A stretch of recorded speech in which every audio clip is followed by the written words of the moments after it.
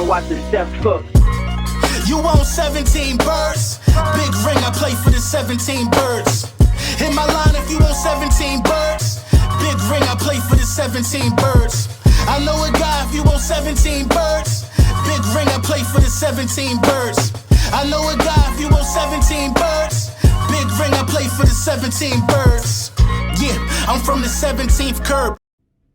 Let's go over a little of this film. Let's see where the Minnesota Vikings are vulnerable on the offensive side of the ball and on the defensive side of the ball. I really want this game. I want to start off 2-0. Home opener is here. Let's talk about, some things that the Tampa Bay Buccaneers did. That impressed me. It doesn't take a lot to rattle Kirk Cousins, but I feel like, it's one area that we could benefit from the most by doing this. Now, you see Whitfield Jr., safety blitz. I've seen this over and over. Not too much. Well, the film that I've seen, just in the small sample size that I've watched, how effective it is bringing that safety blitz over to Kirk Cousins and throwing off his rhythm. The play action is, like I said, is always going to be a staple of what they like to do in Minnesota, going back to when they had Dalvin Cook. But, that's one way to get this guy off his rocker is by sending pressure and disguising pressure. But you can't just sit there and let Kirk Cousins throw the ball. That's unacceptable if you're, Sean Desire. You got to get after him. Pressure in the face. Again, you see it on a stunt by the defensive tackle. I believe that was just a phenomenal job. But pressure busts pipes. And this was just only bringing 4. Only bringing 4. You see these guys and their techniques. Just phenomenal, man. Phenomenal stunt. The wraparound right in the face of Kirk Cousins, and you're going to force incompletions like that all the time. But I will say this, man. I think that Baker Mayfield and the Tampa Bay Buccaneers, they left some meat on the bones. And, the meat that they left on the bones, we got a serious bone to pick with it. You know what I mean? No pun intended. It's utilizing the tight end up the seam. Now, Goedert didn't have a game, but, these tight ends flashed available, a lot for Tampa Bay against this Minnesota defense. Minnesota, the defensive lineman was able to get his hand and bat that down. But these are small plays that should be available in the beginning of this game to get Dallas Goedert in rhythm. Just a quick little hook route, flash available, see what you can do after the catch. It's better than a run. What's that, about 5-6 yards if you are able to complete that pass if it doesn't get batted down. But the tight ends flashed available a lot in this game. Right here, I think this is Cameron Brate, if I'm not mistaken, but he's going to run right up the seam for what should be an easy completion. But this is what I mean by leaving meat on the bones right here. You know what I mean? You got your guy flashing up the seam. He takes long to get that ball out, but you also have Godwin crossing the face of the defender on his play right here. Now, if he's able to see Godwin, that's an easy completion.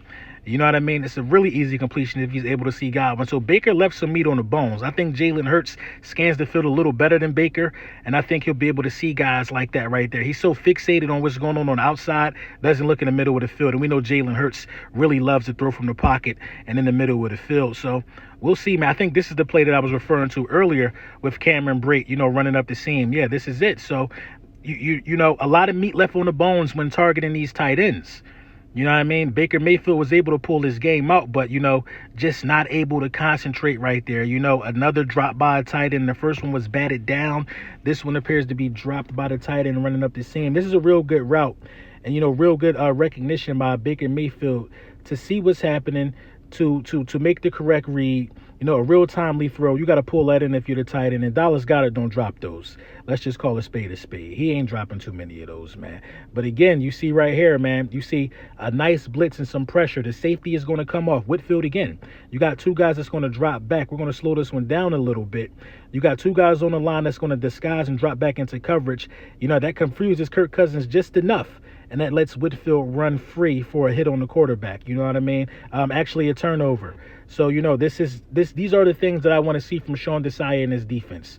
You know what I mean? I don't care who you have in that position as 31 is in. I don't care if it's Nolan Smith, somebody, but get free rushers at Kirk Cousins. You know what I mean? You can get the ball out. You can make some things happen. Kirk Cousins is going to stand there. He is a statue. More meat left on the bones by the tight end of the Tampa Bay Buccaneers. This will get you a touchdown in most cases. But, this is a miss. This is the definition of a miss, in case you were wondering. Throws the ball to the tight end. The tight end can't bring it in. High pass.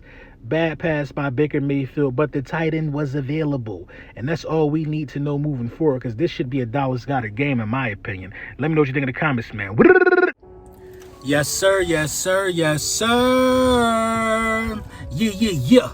Lil Brunson back at you with the back at you, and I'm the best reporting on the Eagles. Before we get into the meat and potatoes, I gotta let you know that this video was brought to you by Print Champs. Big Print Champs in the building, doing what we always do, bringing you everything you need to stay in tune, stay in step with the regular season. Your hurt season shirts, your ski mask Howie shirts, you know what I mean? With every hurt season shirt purchase, you get a discounted rate on any hurt season hat.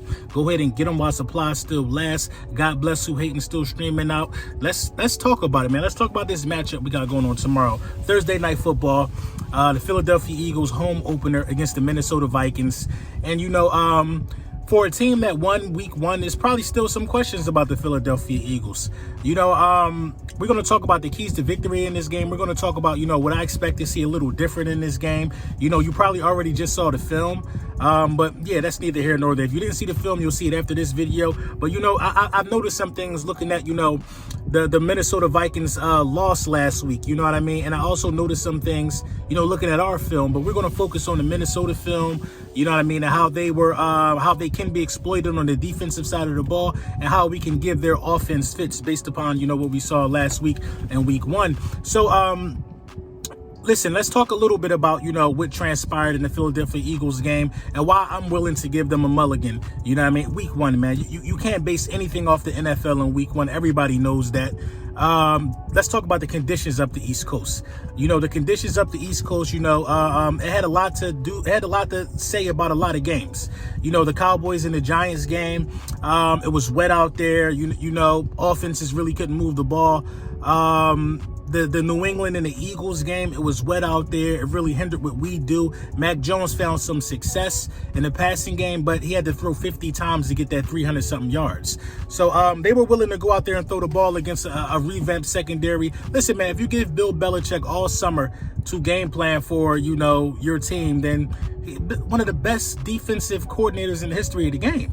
You know what I mean? One of the best defensive minds in the history of the game. So I'm not, you know, I'm not really upset. You know, that's a real tough win to go in Foxborough week one when they're healthy, you're healthy in those conditions, to try to see if you could squeak out a win. You know what I mean? Bill Belichick is Bill Belichick at the end of the day. And I think that Patriots team is going to be much more better than a lot of people think. So, you know, it was a lot of deciding factors, man. But, you know, to come away with a win like that, knowing you got some stuff to clean up, is a great feeling. I bet you the Chiefs would have liked to have a tough, grounded out win instead of starting the season off 0-1.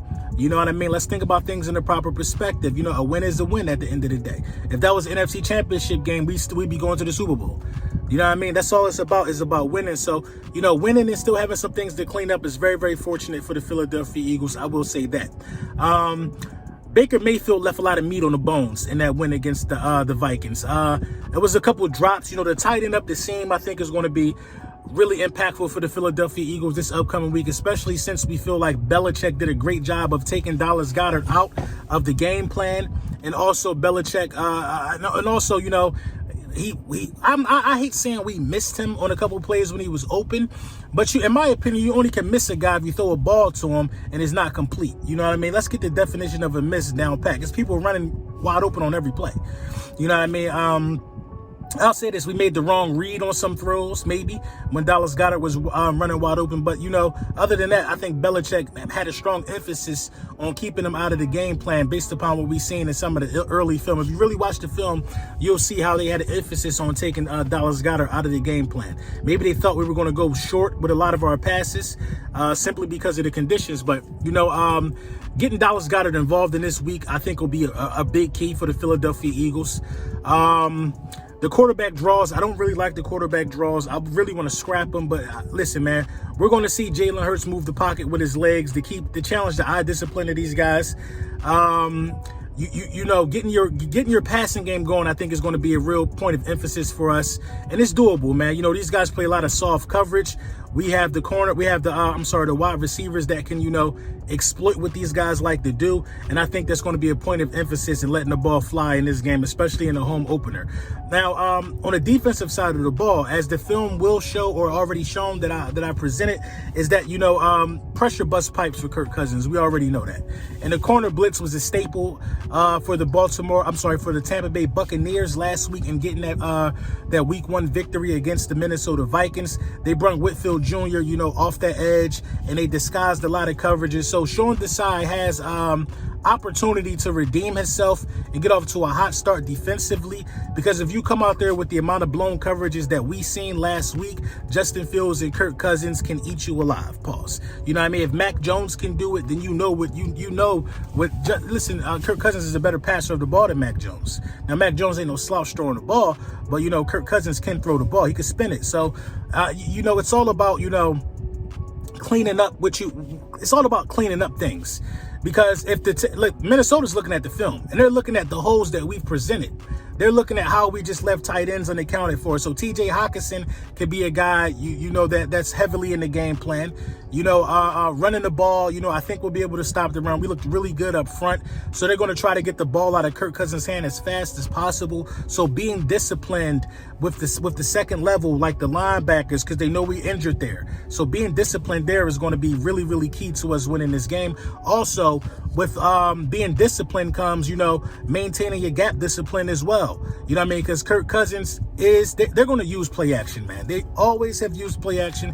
They've used it last night. I feel like we got to understand when the play action is coming, and that's when we hit them with that safety blitz. You know what I mean? Who's going to be the guy coming off the edge? Could it be Edmonds? I don't know. Battleship? I don't know. But blitzing a corner or a safety, I feel like is key to getting the pressure to Kirk Cousins' face. And Kirk Cousins is a standing statue back there. Kirk Cousins, one thing about Kirk Cousins that's a good and a bad thing sometimes is his eyes always stay downfield. He's always looking and waiting for a window to open so he can release that ball. We got to make sure we get there. Stunts, all type of stuff. blitzes, bring the pressure on Kirk Cousins, and I think we'll be successful. I got the Philadelphia Eagles winning this game by a score of 28 to, I'm going to go 33-20 the Birds. The Vikings get a late score in this game. I'll see you guys after the win. You already know the vibes. Tonight, 6:30, me and Philly Mike going to talk about it.